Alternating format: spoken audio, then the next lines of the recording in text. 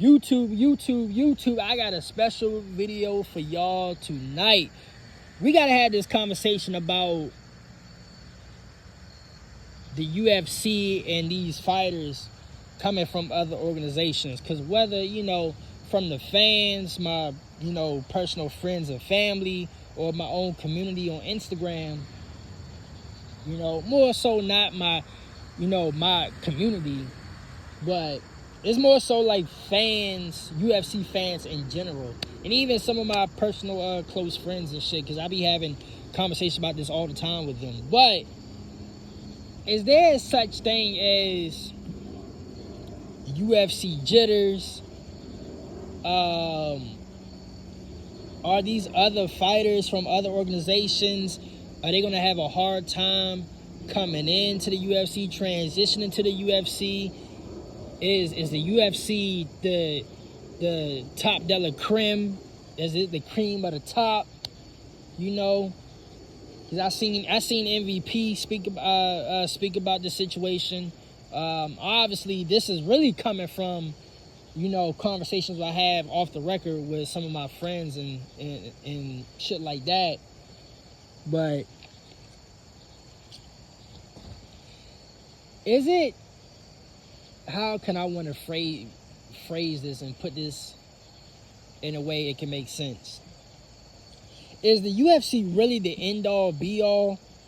Because my personal opinion, the way I look at it, and, like I said, I've seen what MVP said about it. Other fighters, they spoke about it. Kai or Oscar, he spoke about it during this whole fight week. My personal opinion, it is not a bad thing, or I feel like, I'm going to rephrase it. I feel like MMA fans, and I'm, whether you're a casual, hardcore fan, you should not judge a book by its cover. I understand that maybe and I'm going to speak on behalf of like American MMA fans, because really, at least majority, I can confidently say majority of American UFC fans don't watch other MMA promotions. If they do, it's probably like PFL. But they're, at least, you know what? I'm going to lower it down. I'm going to say 50% of American MMA fans watches UFC only. So some of these other promotions, like Cage Warriors, even Zuffa's own Invicta, PFL, where it used to be Bellator, but now PFL combined to one. And you got all these others, Rizin, with the overseas. And also another thing, they don't watch the overseas, like One Championship and Rizin, promotion like that. It is not, you shouldn't judge a book by its cover, because the way I feel, half of these champions that we root for, that are fan favorites, that we seen, become contenders into top 3 fan favorites, into champions, they are not UFC OG originals. That makes sense. Like, they didn't come from the Tough series, they didn't come from the Dana White Contender series. Now, granted, back in the day, I will say this.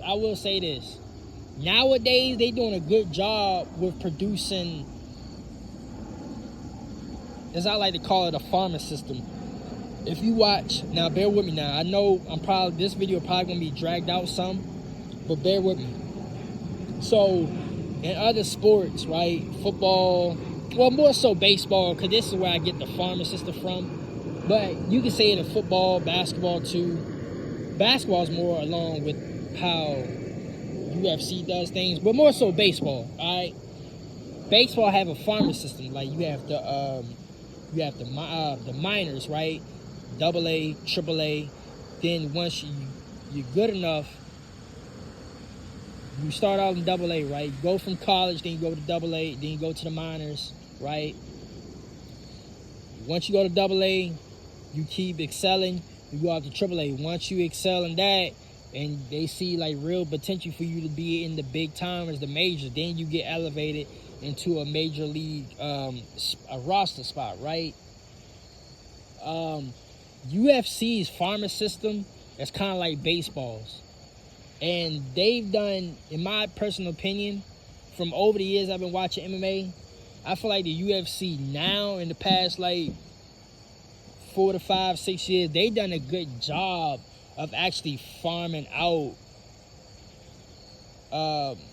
like, some strong, heavy, not that they ever become champion, because there's only, like, 2 or 3 that's been champions so far that came out of the Contender Series. You have Jamal Hill, Sugar Sean, and there's one more person I'm forgetting.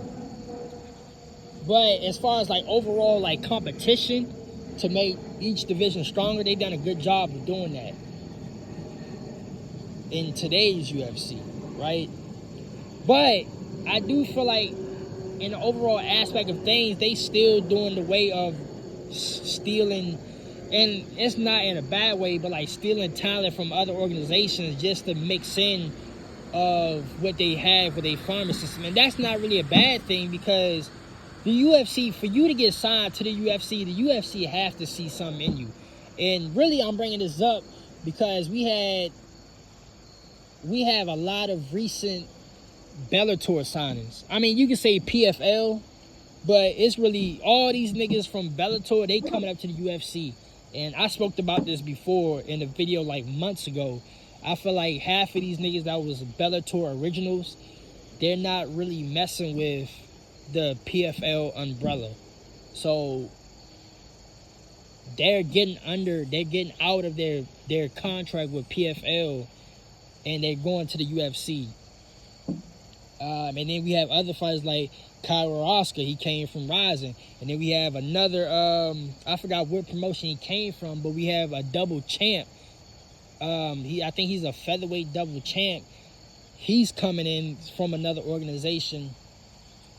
And the reason I'm bringing this video to awareness is because a lot of these guys from other organizations, they're finding out that the UFC is some stiff competition, right? They're losing in their debut fights and all this other shit, right? And now the fans, you have the new generation fans, they're saying if you not, and I don't want to call anybody out, but I had private conversations with some personal close friends, and I even seen other comments online.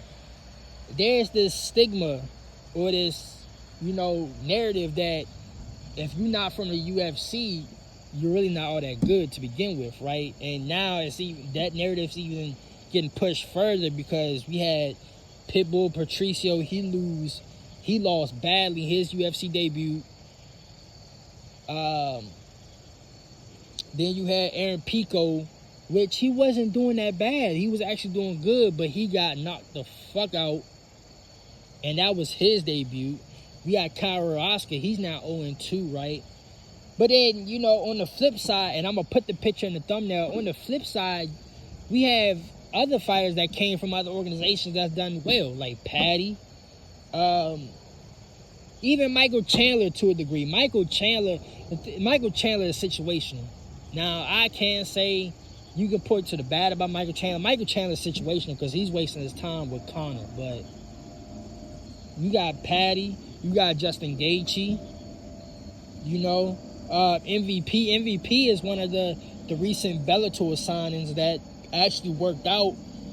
So you got MVP. So it's like, as bad as it seemed right now, and then on top of that with Pitbull just got a recent win over Dan Ige, who honestly, my personal, I'm just speaking for me, I was like, Pitbull, maybe this ain't it. And I've said that, Pitbull, he signed to the UFC too late, because I don't think Prime Pitbull would have beat Yair Rodriguez.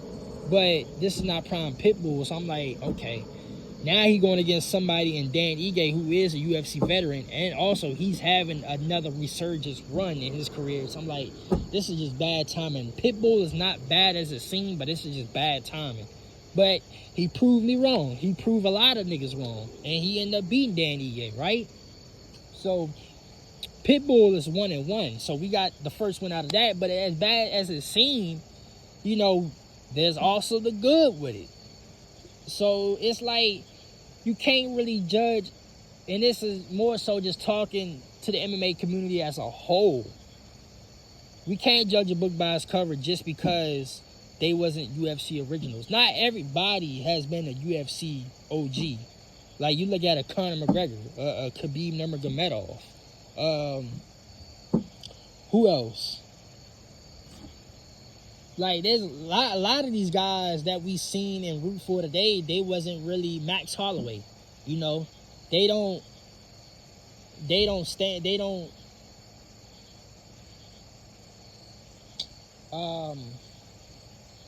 they wasn't brought up in the UFC pharma system. Now, obviously,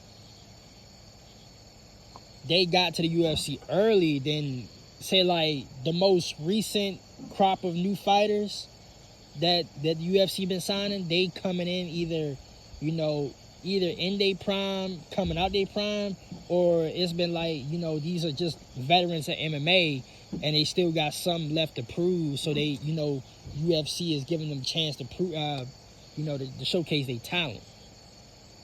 But, we had guys come in like either at the start of their prime or like they still developing, like Max Holloway. Max Holloway came in, Dustin Poirier, Conor McGregor. So, Merab, Khabib. There's a lot. We did get a lot of guys starting out, and people don't even realize that because we got them so early on that they, you would think that they're UFC originals, but they really not. Even at one point, even John Jones. John Jones is not a UFC original. He came in so early on that you would think, but he's really not. Hell, some of these guys that we even grew up on, like Chuck Liddell, Rampage Jackson, Wanderlei Silva, Dan Henderson, these guys weren't UFC originals. These niggas was in Pride. And, we all know what happened with that back in the day. And Zuffa brought everybody over and combined and merged everything together. It's kind of like with the WEC. WEC, UFC, I still got to do my research on that. With some of it, because there's some of the shit that went down with that I'm really not too knowledgeable on that. But pretty much, in a short summary, UFC ended up merging and got all these guys, or they bought out something, and they got all these guys to come into the UFC, and that's how the UFC ended up expanding its extra weight classes. Like Uriah Faber, because me growing up watching the UFC, when Chuck Liddell and them was there, we didn't have these divisions we had now. Like, we didn't have no bantamweight, we didn't have no featherweight, we didn't have no flyweight, So as the UFC started to get more popular and expand, that's when they started buying out all these other promotions and shit like that, and they started expanding, bringing more talent, and and expanding weight class. So I probably got the overall message out in just in a long way, but we gotta stop with this narrative and stop judging the book by its cover, because the UFC, they signed these guys for a reason. Now, whether or not they pan out, and the thing about it is, the UFC is combined with talent across the world from every promotion. So it's not just like, it's not a thing where it's the UFC, right? These guys can't fuck with these niggas in the UFC because it's the UFC, and in these promotions they fighting, it's not. It shouldn't be looked at that way, because UFC been, for years and years, they've been getting talent across the world from other promotions, and they just so happen, and the more experience they get in the UFC octagon, and the more familiar they get with the UFC brand, and the more familiar they get with the rules and regulation that's in the UFC, they become accustomed and comfortable. So then you start claiming them as your own, right? But in reality, these are just talent, extremely good combat sports athletes who just panned out to be what the UFC thought they were. And now they become stars of the UFC. So really, I just want to bring this video out to awareness. Like, we gotta stop putting out these narratives that these guys. Like I said, there's a reason why the UFC is signing these guys from other companies, right? Now, whether or not they panned out to be what they thought they was, that's up to them. They got to go through that grind. They got to go out there and prove themselves. But they're signing these guys for a reason. And sometimes, honestly, I'm glad that they're doing it, because some of these guys coming up through the Dana White Contender Series, and even like they still doing the Tough Series, they're not panning out. Like, I would say, if you got like, I'm going to just throw out a number. If you got 15 guys, right? No matter of fact, do 20. We combine the Dana White Contender Series and the Dana White Contender Series, right? And then you combine that with the Tough Series, right? So 10 on each side, 10, 10, and 10. You combine that together, so that's 20, right?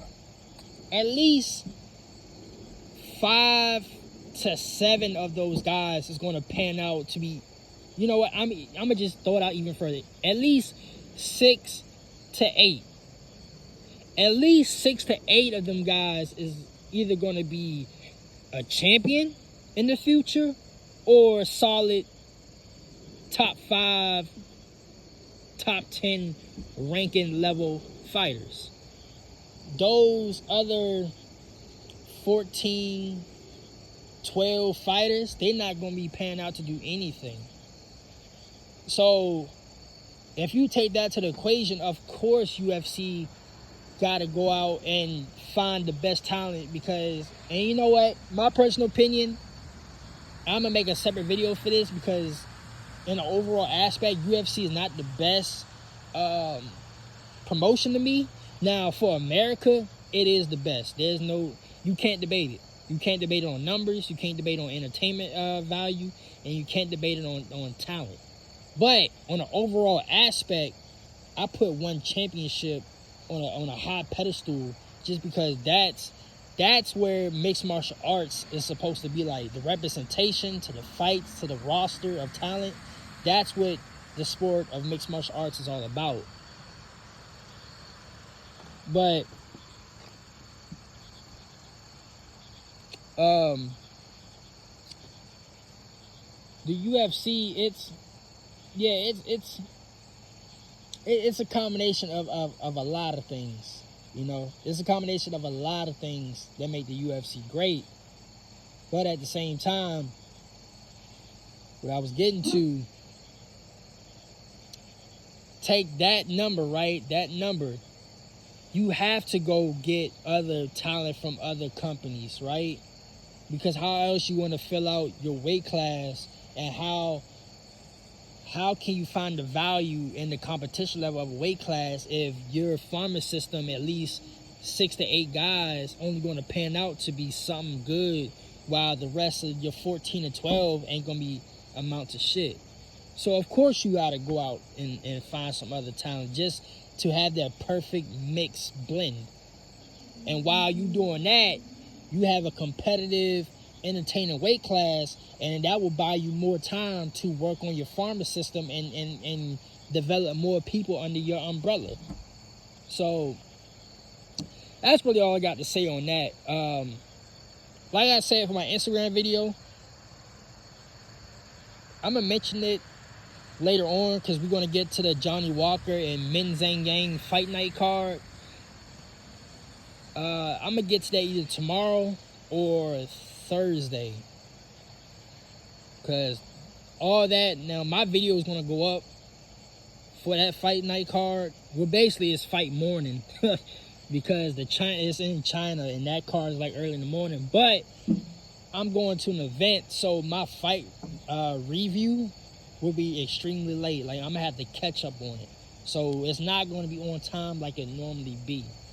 But don't worry, I'm gonna still end up watching the fight, and I'm going to review it. Basically, it's going to be kind of like if the fight night, if the card was on like 8 o'clock at night, like it normally would be, right? So, but yeah, man, I'm gonna go ahead and skedaddle, man. I just want to bring this video, this topic to awareness, because there's a lot of false narratives been thrown around, and me being the hardcore MMA fan I am, I don't want to discredit these guys or try to discourage some of these other guys from coming into the UFC just because people don't think that just because that company is not the UFC, that don't mean that they're good.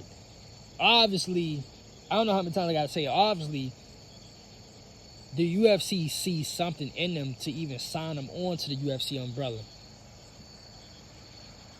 But it's up to them whether or not, they do something with that opportunity. But I talked enough.